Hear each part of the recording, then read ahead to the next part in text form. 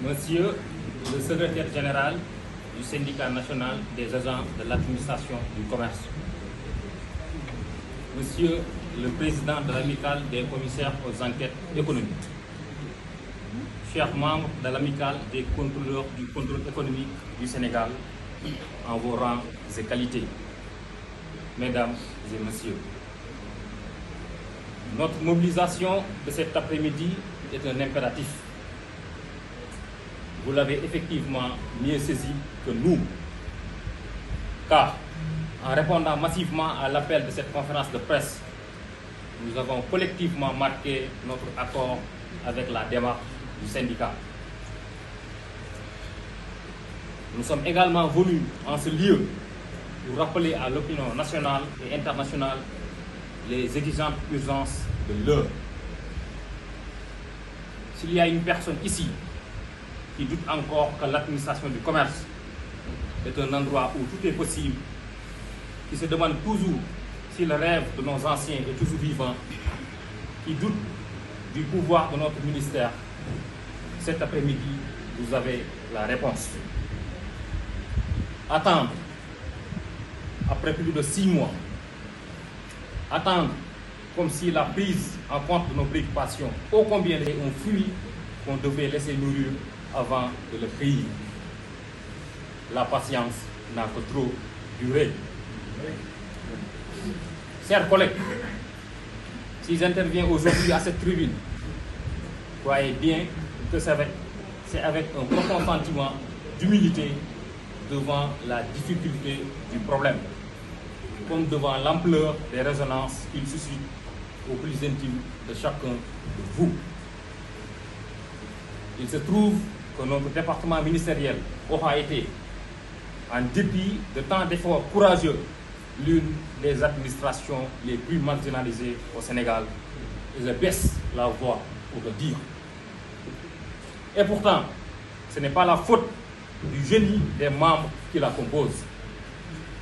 En effet, le 3 juin dernier a été pris de manière unilatérale l'arrêté fixant le prix plafond du supercarburant à la consommation par le ministère du Pétrole et des Énergies. Cette date, comme tant d'autres avant, restera marquée par l'infamie. Pire, après plus d'1 an de travail acharné, nos projets de décret et de primes et bien d'autres initiatives dans notre département sont encore dans les limbes, où la légende se mêle. Seuls les plus optimistes, simples d'esprit, peuvent nier la dure réalité des choses actuelles. Hélas, camarades, je ne veux pas forcer les couleurs sombres du tableau. Mais force est de constater que jamais nous n'avons été, que jamais depuis la création de cette corporation, l'administration du commerce n'a été dans une situation plus menaçante et plus tragique que celle où nous sommes à l'heure où j'ai la responsabilité de vous adresser la parole. Le temps donc est arrivé de soigner les blessures, de combler le fossé abyssal qui nous sépare des autres. Oui, le temps de consolider un syndicat fort est également arrivé.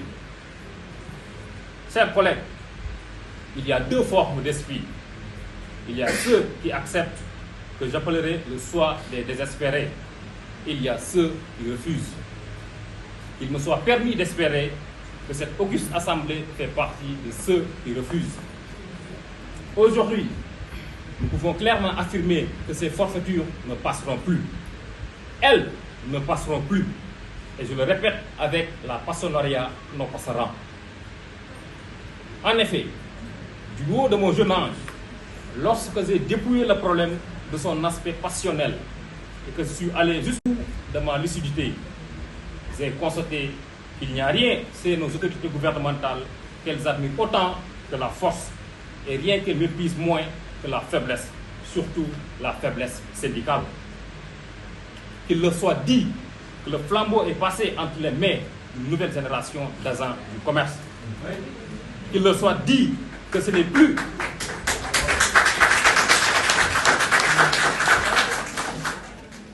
qu'il leur soit dit que ce n'est plus une question de revalorisation salariale ou encore d'amélioration de nos conditions d'existence seulement, c'est une question de fierté corporatiste et de considération pour notre ministère. Qu'il leur soit enfin dit que ces convictions-là sont les nôtres. Elles n'ont pas de hiérarchie. Elles ne sont ni des commissaires, ni des contrôleurs. Elles n'ont qu'un seul objet qui est d'être utiles à l'administration du commerce. À vous autres membres des comités exécutifs du syndicat, du SYNACOM, de l'amicale des commissaires aux enquêtes économiques, de l'ACCESS, je vous rappelle avec le Saint-Jean-Paul II, je cite, « Vouloir le bien commun suppose de savoir oublier ses intérêts propres et parfois jusqu'à ses souffrances. » À vous anciens pionniers de la souffrance créatrice, poursuivez votre tâche, convaincus que cette souffrance imméritée vous sera. Et enfin, aux plus jeunes, je vous invite autour du SYNACOM pendant ces dures épreuves, pour qu'ensemble, nous fassions taire nos angoisses pour n'écouter que la foi dans le destin de l'administration du commerce. Nous demandons ainsi à chaque camarade de prendre toute sa part de la défense commune, de donner plus et de consentir à en recevoir moins. Parce que la fin, disait le révérend King, nous nous souviendrons non pas des mots de nos ennemis, mais du silence de nos amis. Et moi, jusqu'au bout, je me refuse de désespérer de l'action de nos autorités pour la prise en compte urgente de nos préoccupations. Le changement, c'est vous. Le changement, c'est maintenant. Je vous remercie de votre attention.